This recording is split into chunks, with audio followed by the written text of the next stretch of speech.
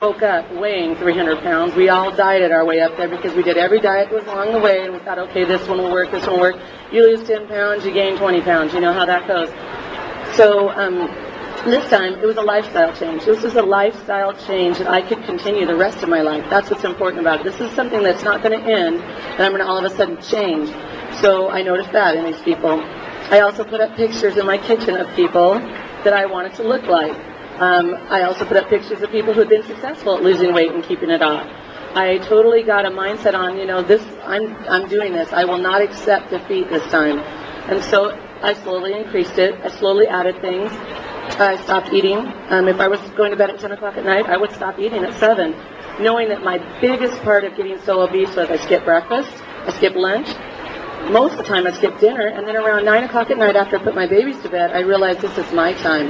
And I really felt that way. So that's when I would take my food and I would go to bed with it, or I would, sit in the living room and watch a TV show and slowly enjoy a big bowl of ice cream or nachos or whatever else, a bag of M&Ms, whatever else was horrible to eat. And I would eat that, and then I would go to bed on it. So back to the heart thing. Luckily, I was blessed and did not have any heart issues. The whole thing was I had reflux, which a lot of people who eat poorly, especially if you eat poorly and then go to bed on it, have. So it was getting like that acid reflux up my throat and stuff, and so that was what was causing it. And then getting afraid of it was causing the, kind of the effects of panic attack kind of things, where you're having your lips are getting numb and everything, because you're dying, because nobody lives to be that fat that long, right? So anyways, so my heart was fine, so I was very blessed with that. So I slowly added these things. Another important thing is that most people, like I said before, we skip breakfast. So I started making a rule that I had to eat within 30 minutes of waking up in the morning. And I tried to get protein in. I tried to get 30 grams of protein in every morning within about 30 minutes. I'm a vegetarian. I've been a vegetarian my whole life, so if they ever tell you that vegetarians aren't fat, I'm going to tell you that they can be very fat, because I definitely was. But I was a good vegetarian because I went to McDonald's and took my kids there or whatever, and when everybody else was eating those big greasy hamburgers, I was very good. I only ate 2 large fries.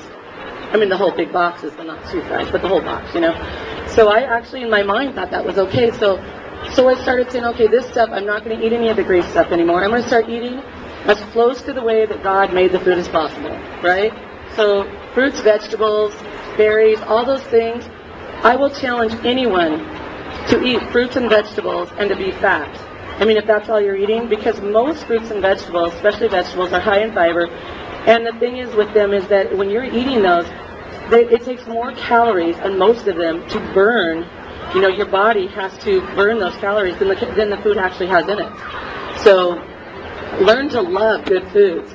If you crave things like Twinkies or things like that, that's because you went to school as a kid or whatever, you worked your job, you got home, you're starving, and so you go to grab the first fastest thing you can get, and it's usually something that's not good for you.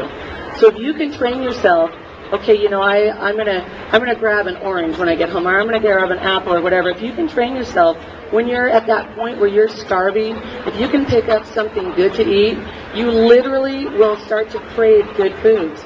It's a chemical reaction. Your body will set off dopamine, and your dopamine receptors are just like having sex, having drugs, whatever. You actually will start to enjoy good foods, so you can teach yourself not to crave junk.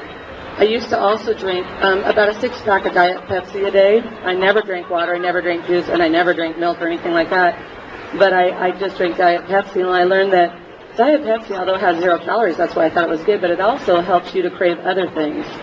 So, all those things you think have 0 calories in them and stuff are teaching you to crave other things. So when you're in the grocery store and you pick up a box, if you can't read what the ingredients are in there, don't eat it. That's the easiest rule to go by. So if it's, monosodium, whatever, don't eat it. So try to keep the ingredients simple, like 3 or 4 ingredients or whatever, but try to keep things down there. So I'm kind of wandering all over the place, but so watching the food, watching that you're eating in the morning, trying not to eat at night, trying to eat every 3 hours or so, kept my metabolism going so you're burning more, and obviously working out. But I'm not talking about going out and buying a big gym membership or even having a personal trainer. If you want to do that or you belong to one, go for it. All of it works. But I'm telling you that I didn't do any of that. I put on a pair of shoes, started walking a few blocks, I made small, simple goals. You know, when I lose 5 pounds, I'm going to go buy my own pair of shoes. When I lose 25 pounds, I bought myself an iPod. And that was the best thing I think I ever did, because I started putting books on my iPod. And music is great to have when you're out working out and things, but if you have a book on your iPod, the thing that's really nice about that is it'll draw you out of the house. You want to see what your character's doing. So you can't be laying in bed listening to that iPod, because that would totally defeat it. But it draws you out to go for your walk, or to go for your run, or to go work out, and you do that while you're listening to it. You'll also find that you get home from your workout and think, I got to finish this chapter. So you're marching up and down in front of your house. I'm sure my neighbors all think I'm nuts, because I don't know if they know that's why I'm doing it. But you're going up and down, or you're circling the block a bunch of times trying to get to the end of that chapter. And we're, watching, it's a cold, dreary day, and you're just like, oh gosh, I don't really want to work out today. But you think, I got to find out, why this guy did that, or why whatever, and I really tried to increase my knowledge of books. So I listened to a lot of fluff books, but I also made sure and put in classics. So, I did Tale of Two Cities, and Anna Karenina, you guys, is 98 hours long. That's a lot of workouts.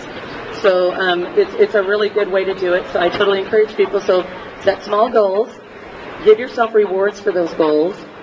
Understand that, if you have, I had 150 pounds to lose. So if I'm going to say, I've got to lose 150 pounds. Well, when I've lost 2 pounds, I could think, I have 150. I lost 2. I still have 148. I can go ahead and eat today, because I'll start my diet again tomorrow. But if you set it up where you say, I need to lose, my goal right now is to lose 5 pounds. If I can lose 5 pounds, I'm going to feel successful, right?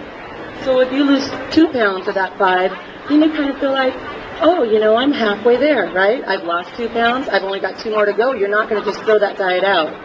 And this never starts tomorrow. If any of you want to do this, it starts now. So it doesn't matter that there's a food court over there that has great hamburgers that you want to go eat. If you're serious about wanting to get your health back and to live and to take care of yourself, walk away from this knowing that I'm not special at all. I'm exactly like all of you. But the thing you have to do is say, I'm done. I am done being controlled by food. I am going to eat to live. I'm not going to live to eat. I'm going to enjoy my life. I'm going to find joy in my life somewhere, and I'm going to live it. I mean, I love music and singing and dancing, and find something you love. When it happened for me, I really did get into music and things like that. I never thought about being on TV or standing before you or any of that. All I was doing is saving my children's mother, right?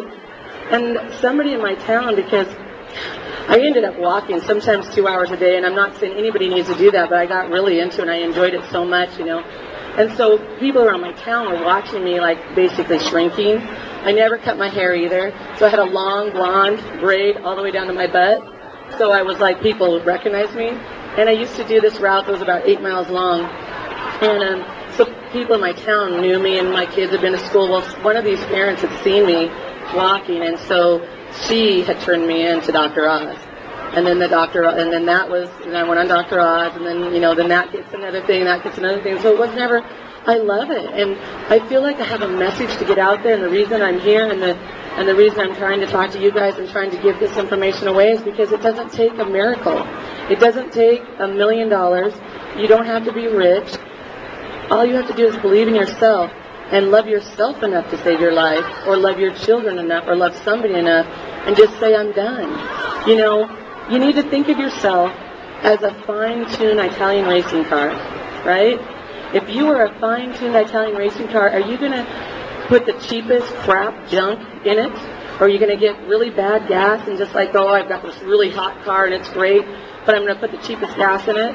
No. You're going to go and you're going to look for the better gas. You're going to drive the extra block to do this. You're going to get the time. You're going to get it taken care of. Unless you're willing to live like an old jalopy and understand that junk is making you an old jalopy. So think of yourself as worth. Think of yourself as a Ferrari. Everybody knows what a Ferrari is. We all have that same value. Not one of us